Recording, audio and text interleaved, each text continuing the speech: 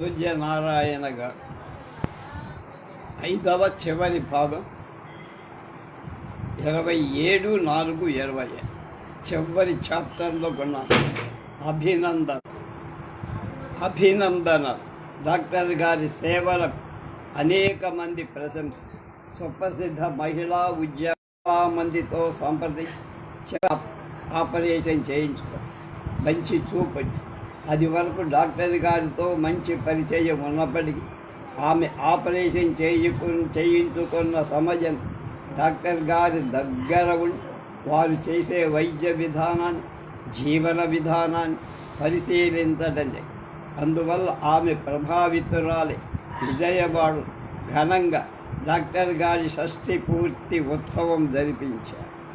Souvenir ప్రచురణ చేయించారు.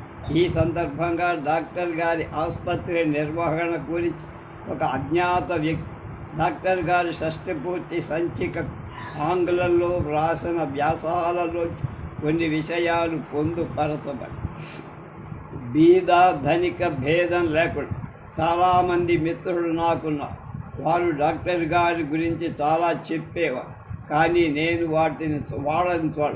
ఒకసారి నేను కంటి విషయమై సలహా పొందటానికి తెనాలిలో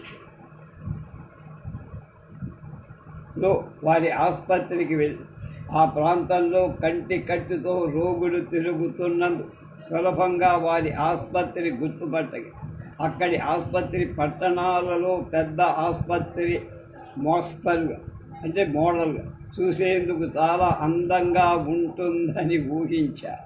కానీ అక్కడ పేరుకు తగ్గ కట్టడం లేదు. ఆ పెద్ద కాంపౌండ్ షెడ్స్లో పాకలు, వాటికి తోడు చిన్న బిల్డింగ్.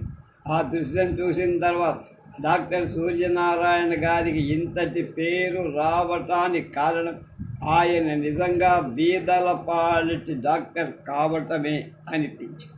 ఆసుపత్రిలో కొందరు రోగులు బల్ల మీద, కొందరు చాపల మీద కూర్చొని పరీక్ష చేయించుకోవటానికి తమ వంతు ఎప్పుడొస్తుందా అని వేచి ఉండేవారు. నేను కూడా ఒక పక్కన కూర్చొని అన్ని విషయాలు చూస్తాను. ఒక రోగి వైద్యం చేయించుకొని ఆరోగ్యం పొంది వెళుతున్నాడు. అతడు సంతోషంతో కనపడు. అతడప్పుడు అక్కడ ఒక కార్యకర్త సంతోషంగా కొంత డబ్బు ఇవ్వదూపాడు. కానీ అతడు తీసుకోవాలి.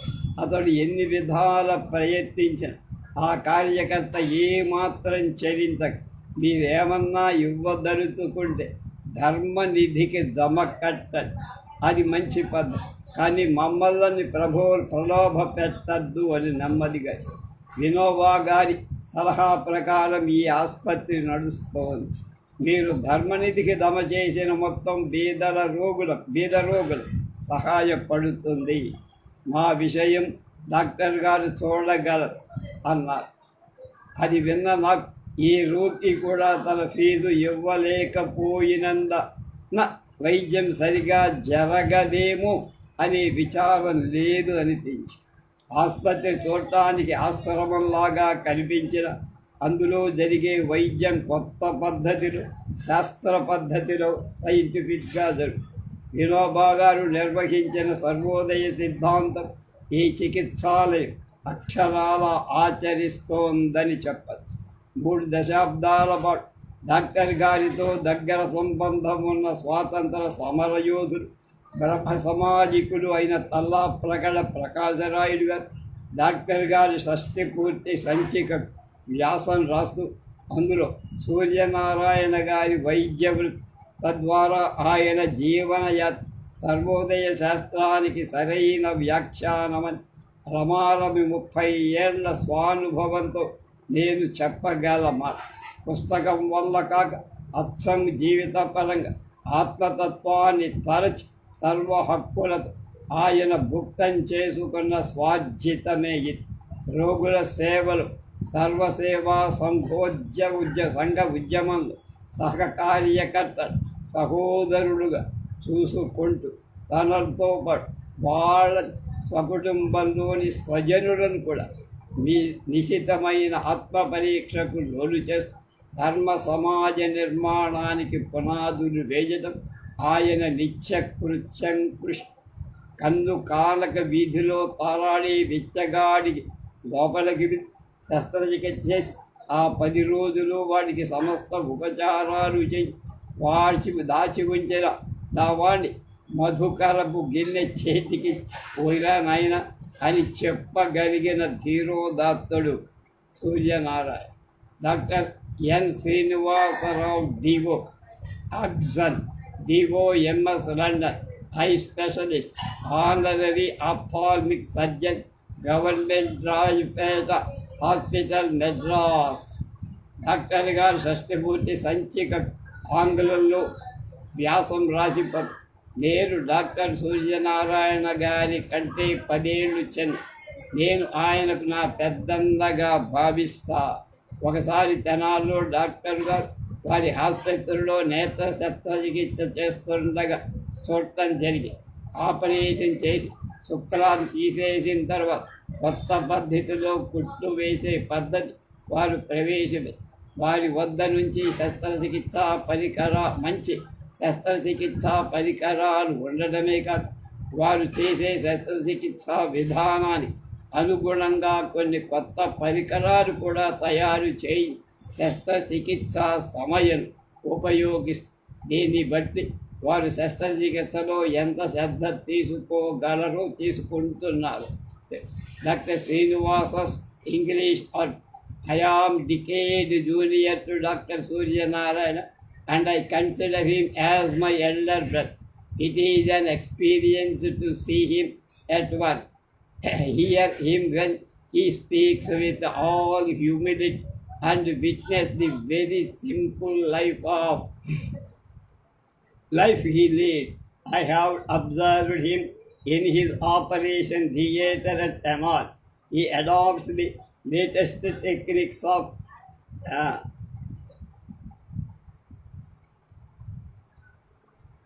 structuring corneological section for cataract operation. He uses very good instruments. Some special instruments used for his technique are designed by him and manufactured according to it. It only shows his earnestness to deliver the best, whether as a surgeon or in Sarvodaya work, for which with actual zeal he edits a good magazine. Dr. Mahalingam, physician and eye specialist, Kumbhakonam, Madras. మద్రాసులో 1945లో జరిగిన అఖిల భారత నేత్ర వైద్యుల మహాసభకు నేను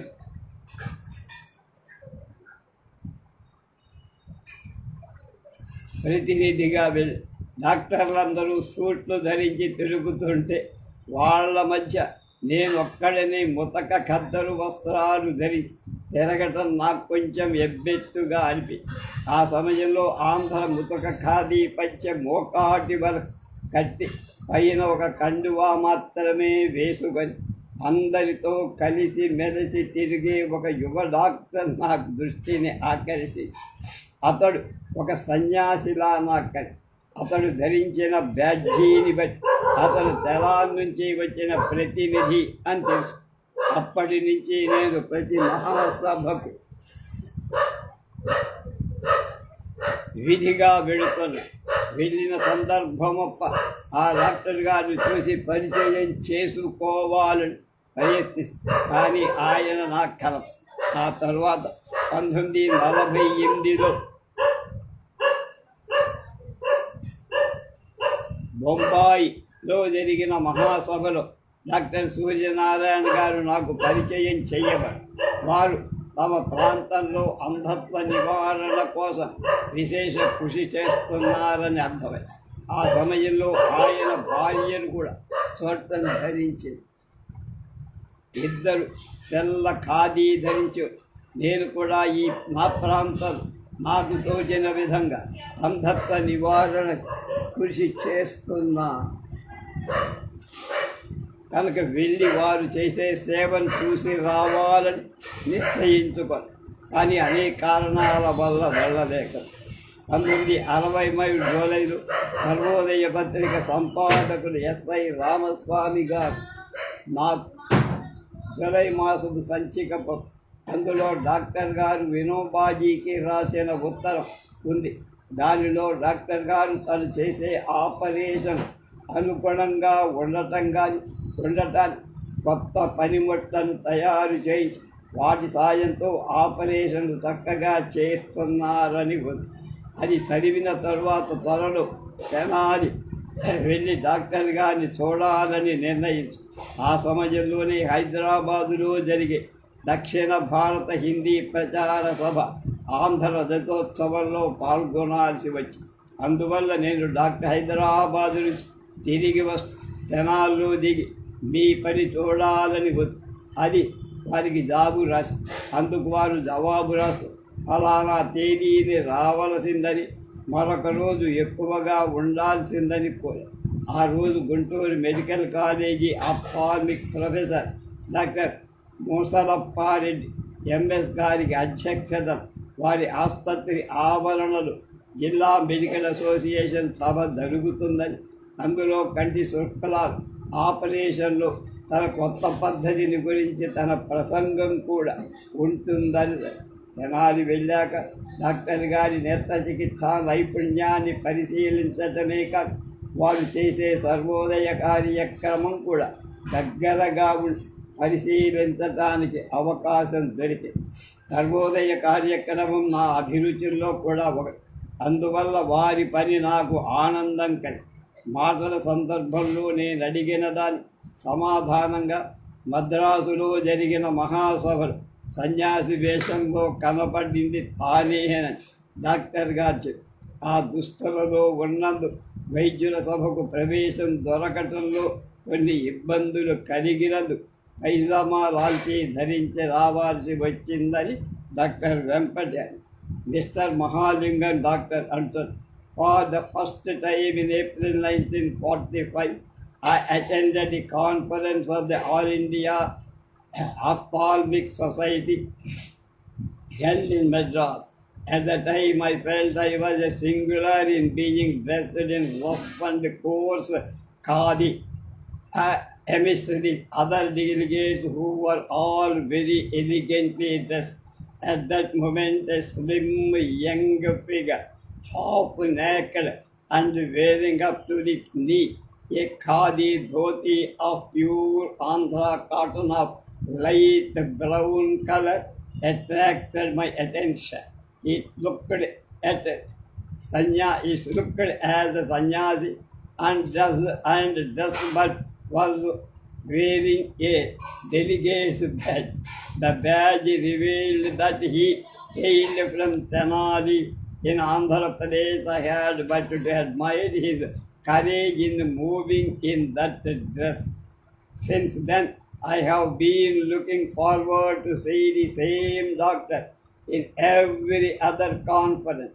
I was almost regularly attending each conference, and I have missed him at the Bombay session of the conference in 1948.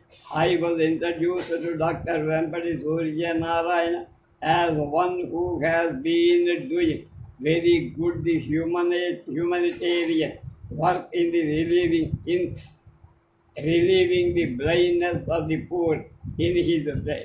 He had come with his wife, both clad in pure white cloth.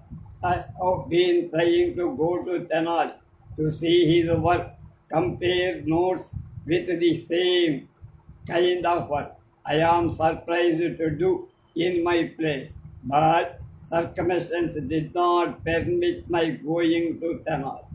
One day in July 1963, S.I. Ramaswamy, editor of the Sarvodaya, sent me a copy of the July November number wherein was published a letter from Dr. Surya Narayana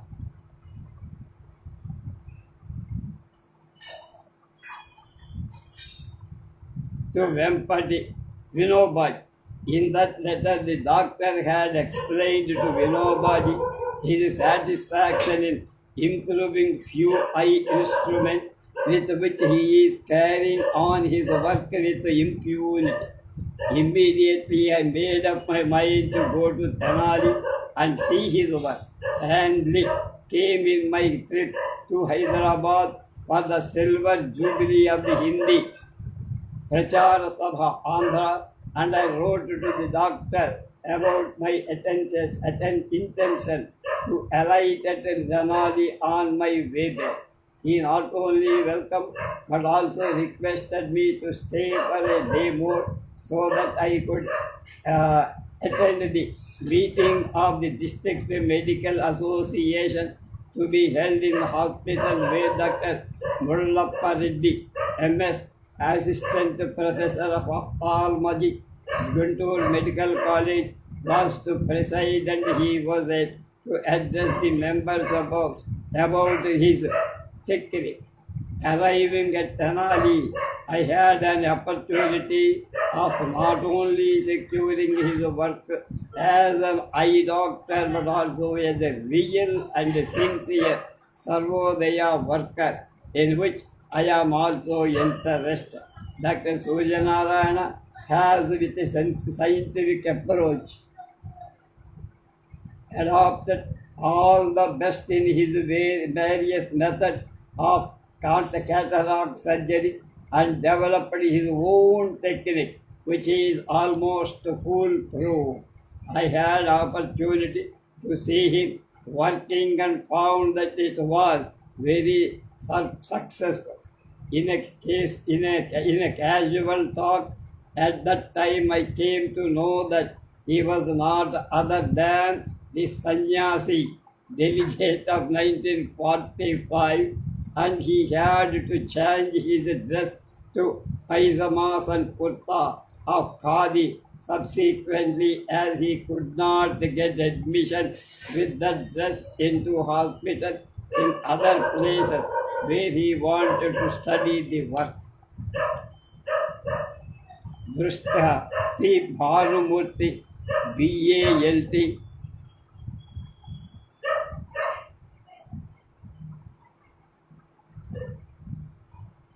retired head master గారు doctor గారి షష్ఠి పూర్తి సంచికకు ఇంగ్లీషులో వ్యాసం రాసి వారితో తన పరిచయాన్ని గురించి ఇలా రాశారు. ఏం రాశారు చెప్పు.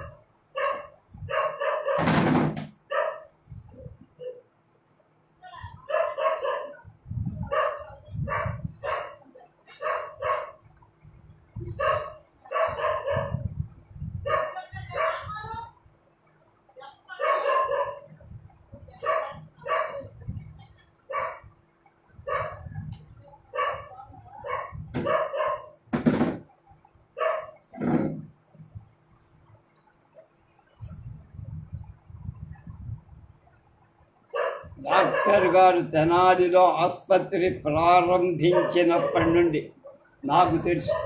మద్రాసు నుంచి వచ్చిన తరువాత ఆసుపత్రి ఎక్కడ పెడితే బాగుంటుందని నన్ను సలహా అడిగారు. తెనాలి బాగుంటుంది, అది వ్యాపారానికి సాంస్కృతిక కార్యక్రమాల కేంద్రం.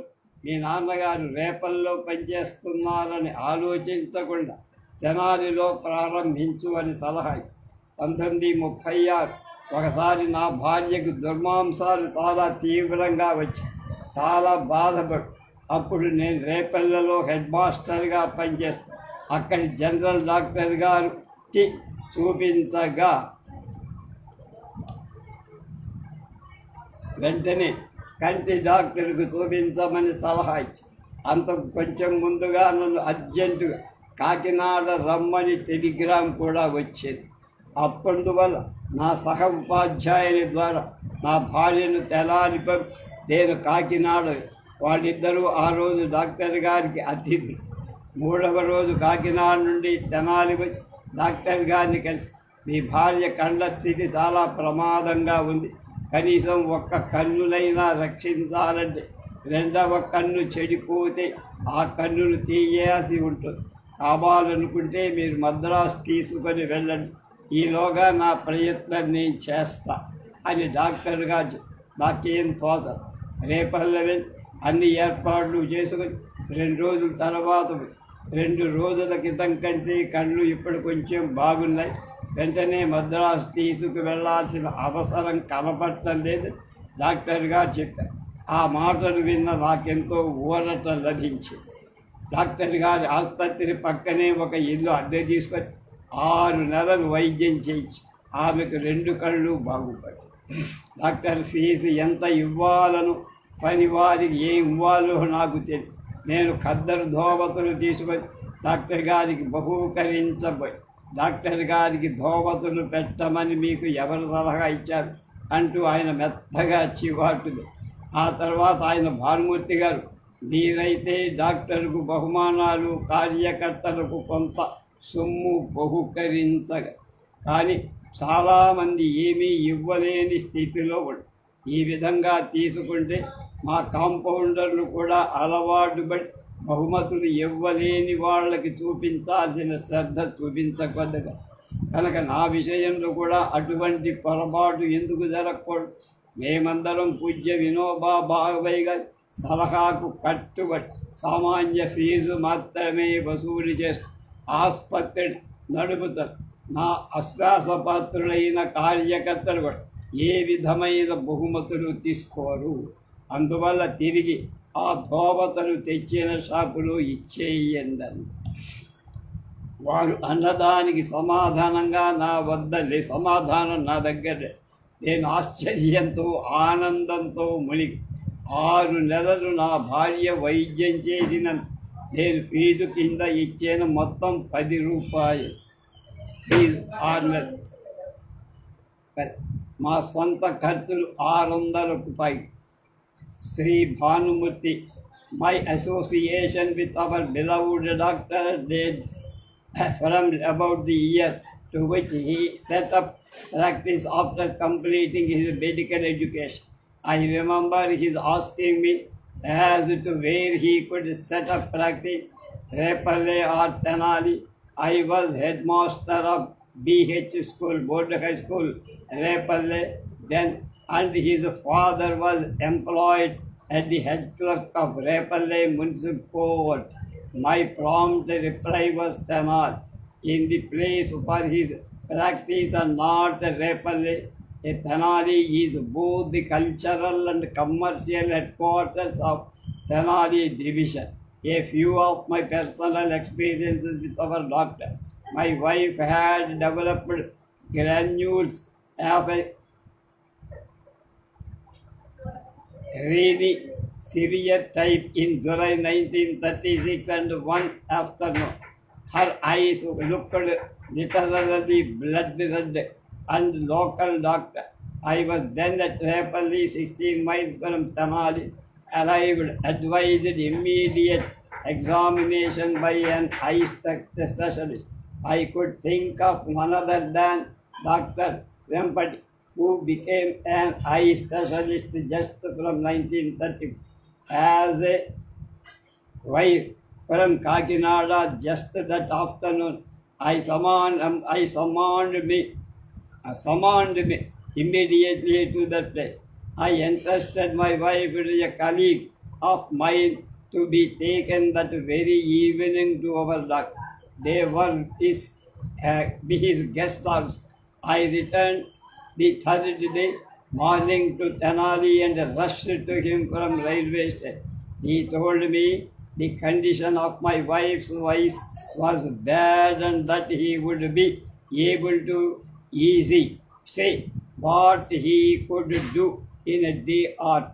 The next morning he examined the eyes carefully and sent a man to me with the word that to save one of the eyes, the second inverse eye had to be removed, and that the patient could be taken to Madras. If I asked for any treatment that could save the second eye also, I thought over the matter deeply, and that her eyes would be safer in our own doctor's hands, and requested him to do what he could best. As I came to Tenali in the evening, what was my agreeable surprise to be told that he tried his best to save the eye, and as a result thereof he found that there was no immediate necessary to remove the eye. He prescribed fruit juice and then buttermilk for over 40 days. After careful treatment,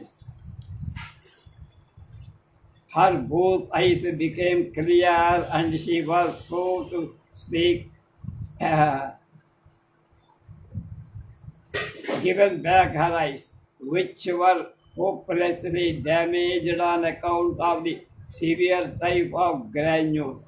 I never know the rules of the hospital with regard to payment of fees to the doctor and the compounders. So I purchased a pair of khadi dhotis and wanted to present the same to the doctor. He asked me to as to who put this idea of presenting dhotis to the doctor and give me a mild sermon. Dear Bhanu Murthy garu, you can afford to give me dhotis and pay something to my lieutenants. Many cannot do either. Do you not think that our compounders would be tempted to pay less attention to those that cannot pay anything to them? I too may not be an exception. We have all vowed to serve our purity patients on nominal fee at the suggestion of Sri Vinoba, my guru and mentor. Even the humblest worker here receives no tips from anyone. This last sentence is the reply to my request whether I can pay something to the ward work. Please return the dhotis to the shopman, and whatever you want to pay, do pay it towards charity fund which I opened for helping poor patients to my medicines and fruit diet, etc. I may prescribe to them. There is a regular account for that fund, and anyone can inspect the same also. I had no answer to this. I was in wonder and admiration. Can you imagine that for 6 months treatment given to my wife, who for some days of the verge of becoming blind, I paid the grand total of 10 rupees only to the doctor and nothing more to anyone. I spent over 600 for keeping my wife at Tenali for 10 months. సంస్కృత పండితుడు, స్వాతంత్ర సమరయోధుడు, doctor గారి చిరకాల మిత్రుడు శ్రీ చర్ల Ganapati శాస్త్రిగా doctor గారి షష్ఠి పూర్తి సన్మాన సంచిక వ్యాసంలో దిలీపుడు రాజ్యాన్ని యోగాలయముగా ఆలయంగా ఆశ్రమాన్ని చేసు, అలాగే మన సూర్యనారాయణ గారి వైద్యాలయం ధర్మాశ్రయమై ఆశ్రమంలో బ్రహ్మముహూర్తంలో వేద ఘోష వినిపిస్తుంది. అక్కడ హవిస్సులు ప్రేచి యజ్ఞం చేస్తా. ఇక్కడ రత్నాల మీద నూలు తీసే యజ్ఞాలు కూడా జరుగు. అక్కడ రాత్రులు వేద ప్రవచనాలు అభ్యసిస్తారు. ఇక్కడ రోగులు, వారి బంధువులు, మిత్రులు, ఆసుపత్రి కార్యకర్త ప్రార్థన వచనాలు అభ్యసిస్తారు. నాకు సూర్యనారాయణ గారితో 20 ఏళ్లకు పైగా స్నేహం. ఆయన త్రికరణ శుద్ధిగా సాధనం చెయ్యని విషయం లేదు.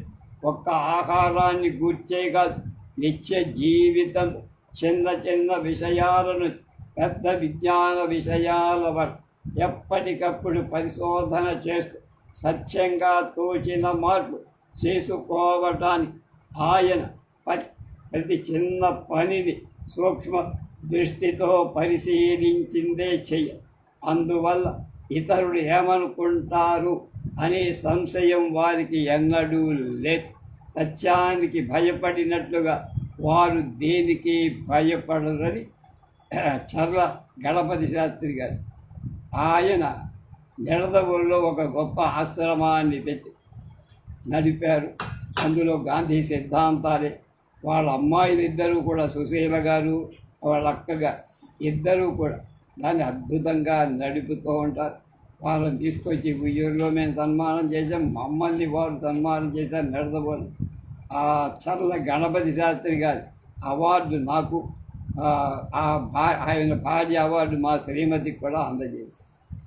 తెలుగు లంక తుమ్మల సీతారాము డాక్టర్ గారి సేవా తత్పరత త్యాగనిష్టల గురించి తన సుఖము కొరకు, తనయుల బిడ్డల సుఖము కొరకు గాక నిఖిల జనుల సుఖము కొరకు బ్రతుకు సూర్యనారాయణ ఎడద పెంపుదెల్ప ఎవరిత మాడకాసపడిన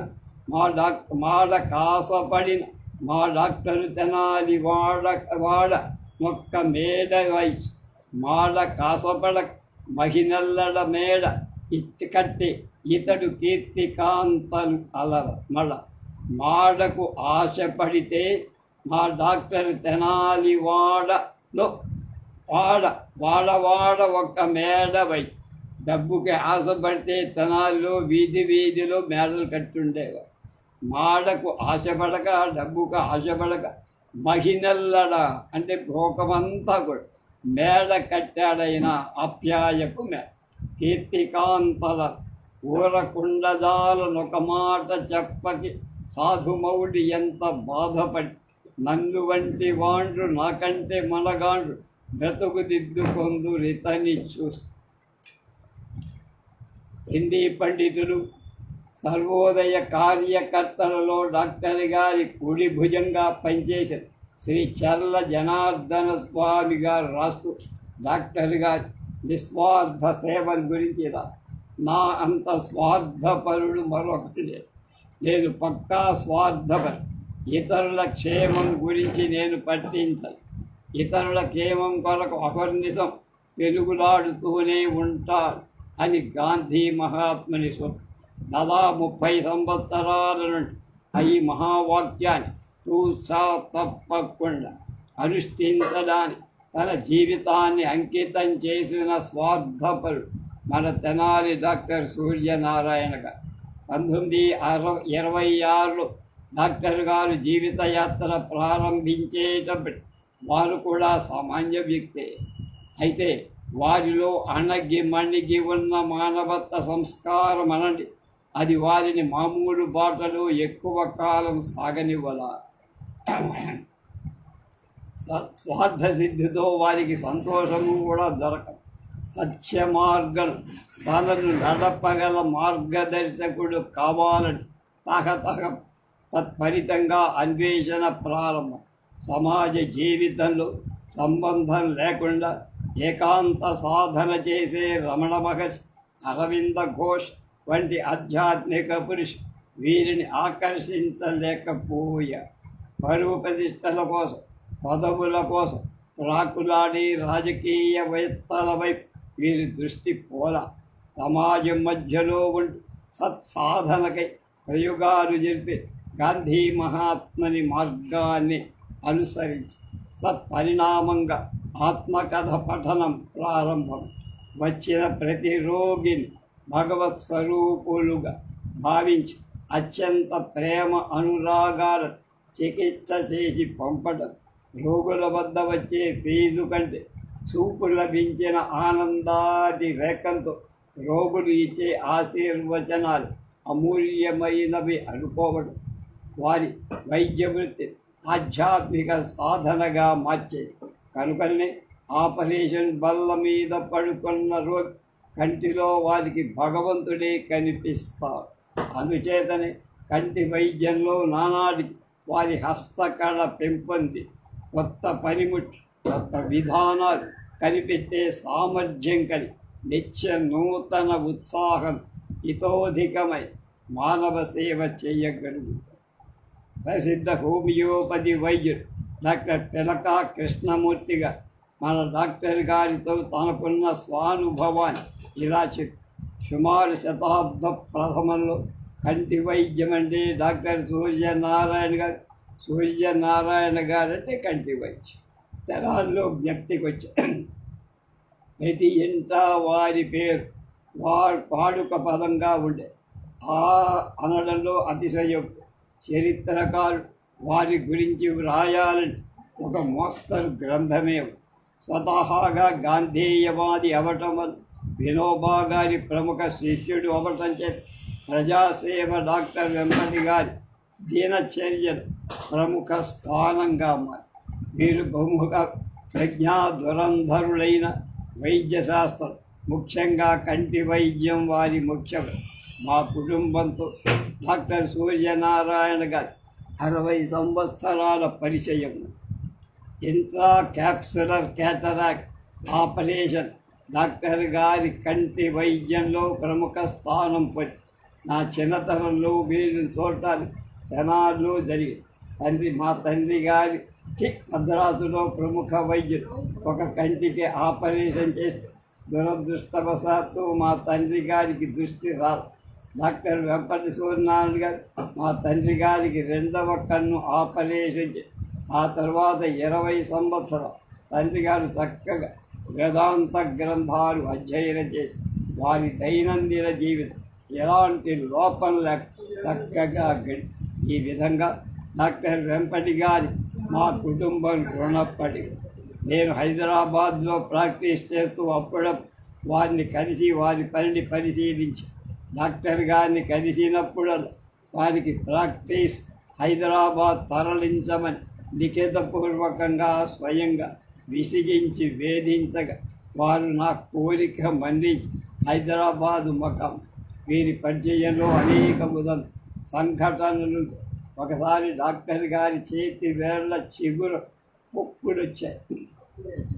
ఆపరేషన్ చేయటం ఇబ్బంది కలిగి ఆ రోజుల్లో భారత ప్రభుత్వం సెక్రటరీగా ఉన్న డాక్టర్ పిఎస్ఎల్ శర్మ గారు, నేను డాక్టర్ వెంపటి సూర్యనారాయణ గారు, డాక్టర్ శాంతి నారాయణ మాధుర్ గారిని సంప్రదించి డాక్టర్ మాధుర్ గారు ఉస్మానియా వైద్య కళాశాలలో మెడికల్ ప్రొఫెసర్ ఉన్నారు. డాక్టర్ మాధుర్ గారు పరిశీలించి చేతి గ్లాసు పెట్టుకొని ఆపరేషన్ చేయాల్సిందిగా సలహా ఇచ్చారు.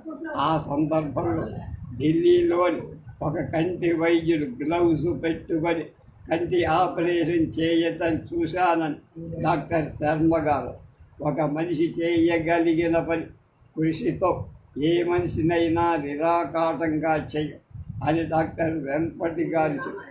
ఆ మరుసటి రోజు నుంచి గ్లౌస్తో ఆపరేషన్ చేయటం మొదలు కర్మ కుశలుడు అయిన వెంపటి సూర్యనారాయణ గారు చాలా కాలం జయప్రదంగా కంటి శస్త్రచికిత్సలు చేసి ఆ మహానుభావుడు మహత్తర జీవితాన్ని అనుకూలవతి అయిన భార్య శ్రీమతి సుగుణవతి గారు ముఖ్యులుగా అనటంలో అతిశయం.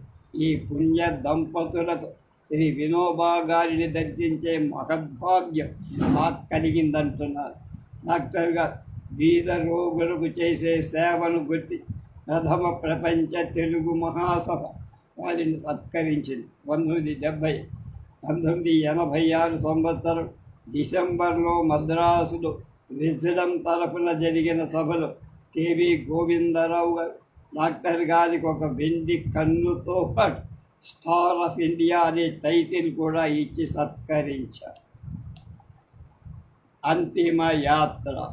ఒకసారి డాక్టర్ గారి మనవడు రాహుల్ కుమారుడి దగ్గర కూర్చోబెట్టుకొని, రాహుల్, నేను ఎక్కువ కాలం బతకనరా, నా అంత్యక్రియలు సనాతన పద్ధతిలో జరపద్దురా, గీతాపారాయణ చేసి నా శరీరాన్ని ఎలక్ట్రిక్ క్రిమేషన్ చేయించి భోజనాలు వగైరా ఏం వద్దు, నేను నా తండ్రులకు అలాగే చేశా, నువ్వు కూడా అలాగే చేయి నాయనా.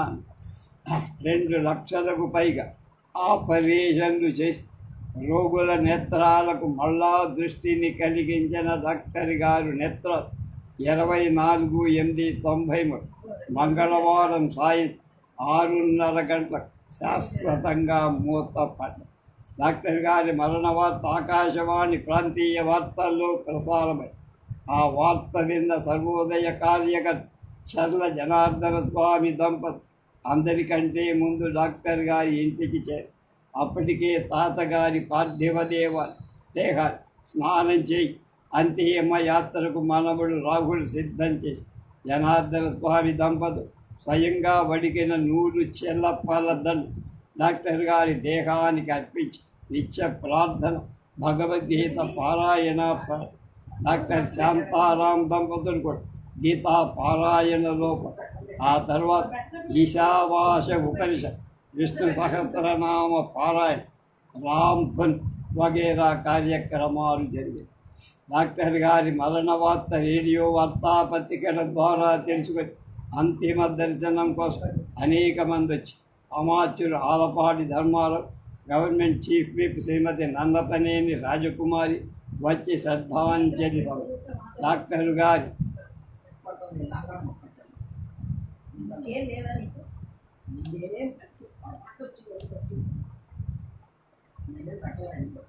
అభిమాని చంద్రకాంతంగా డాక్టర్ గారి పార్థివ దేహానికి పూల చాదర్ కప్పి శ్రద్ధాంజలి చాలామంది పూలమాలలు అర్పించి శ్రద్ధాంజలి సమర్పి ఆసుపత్రి కార్యకర్తలు అందరి తరఫున కూడా పూలమాలలు సమర్పి సరిగ్గా 12 గంటలు డాక్టర్ గారి కార్యకర్తలైన బాలకృష్ణారావు అంటే ఈయన చిల్లర బాలకృష్ణారావు రాసిన రామారావు భూమయ్య శత్రుఘ్న శాస్త్రి మొదలైన వారు గౌరవ పురస్కారంగా శవవాహకులై అంతిమ సంస్కారం కొరకు డాక్టర్ గారి పార్థివ దేహ మోటార్ వ్యాన్లో ఎక్కించారు. శ్మశాన వాటిక వద్ద ఎలక్ట్రిక్ క్రిమేషన్ పనిచేయటం లేదని చెప్పినందుకు మామూలు చితి ఏర్పాటు చేయండి. అక్కడ చేరిన పెద్దల సలహా మేరకు రాహుల్ స్నానం చేసి తాతగారి తలకు కొరివి పెట్టి తృప్తిపడి కొద్దిసేపట్లో డాక్టర్ గారి పార్థివ దేహం పంచభూతాల్లో కలిసి ధన్యజీవి డాక్టర్ వెంపటి సూర్య అక్కడే ఉన్న చంద్రకాంత్ గారు అస్థికలు కాశీకి తీసుకువెళ్ళి గంగలో నిమజ్జనం చేస్తే బాగుంటుందని సలహా. అంతకంటే డాక్టర్ గారి కార్యక్రమాలు ముఖ్యంగా కృష్ణానది పరిసరాల్లో జరిగాయి కనుక అస్థికలు కృష్ణానదిలోని నిమజ్జనం చేయటం మంచిదని అందరి అభిప్రాయం. ఆ ప్రకారమే 28/9/93 శనివారం చంద్రకాంత్ పర్యవేక్షణ అభిమానులు వెంటరా డాక్టర్ గారి అస్థికలు మనుమడు రాహుల్ విజయవాడ వద్ద కృష్ణంలో నిమజ్జనం చేసి వారికి చేయాల్సిన విధి సంతృప్తి నిర్వహించి సంతృప్తి 4/9/93 శనివారం సాయంత్రం గాంధీ నిర్మాణ కార్యకర్తలు సర్వోదయ కార్యకర్తలు ఆచార్య కుల కార్యకర్తలు ఇంకా అనేక గాంధీ భవన్లోని లైబ్రరీ హాల్లో సివి రాచారి గారి ఆధిపత్యంలో డాక్టర్ గారి సంస్మరణ సభ జరిగి ఆర్థిక మంత్రి రోసయ్య గారు అధ్యక్షత వహించి పై సంస్థల తరఫున కొందరు మాట్లాడిన తర్వాత శ్రద్ధాంజలి తీర్మానాన్ని ప్రవేశపెట్టి డాక్టర్ గారి ఆత్మశాంతికి అందరూ నిలబడి 2 నిమిషాలు మౌనాన్ని పాటించారు. అక్కడ చేరిన మండలి వెంకటకృష్ణారావు మొదలైన ప్రముఖులు డాక్టర్ గారి జీవిత చరిత్ర ప్రచురిస్తే బాగుంటుందని సూచన చేయగా గాంధీ స్మారక నిధి కార్యదర్శి కోదార్ నారాయణరావు గారు ఎవరైనా తయారు చేస్తే దాన్ని గాంధీ స్మారక నిధి తరపున ప్రచురిస్తానని ఆ పని నేనే చెయ్యగలను ఈ రచయిత చెప్పగా వారితో దగ్గర సంబంధం ఉన్న మీకంటే ఎవరు ఈ పని సమర్థంగా చెయ్యగలరు తప్పక రాయండి అని తత్ఫలితంగా వడతాభక్తిగా ఈ పుస్తక రచన జరిగిందని ఈ పుస్తక రచయిత శ్రీ చిల్లర భావనారాయణ గారు బాలకృష్ణారావు గారు చెప్పారు. దీంతో 5వ ఎపిసోడ్ దృష్టిదాత శ్రీ డాక్టర్ వెంపటి సూర్యనారాయణ గారి జీవిత చరిత్రకు ఒక మహానుభావం పరిచయం చేసే అదృష్టం నాకు కలిగిందని ఆనందం.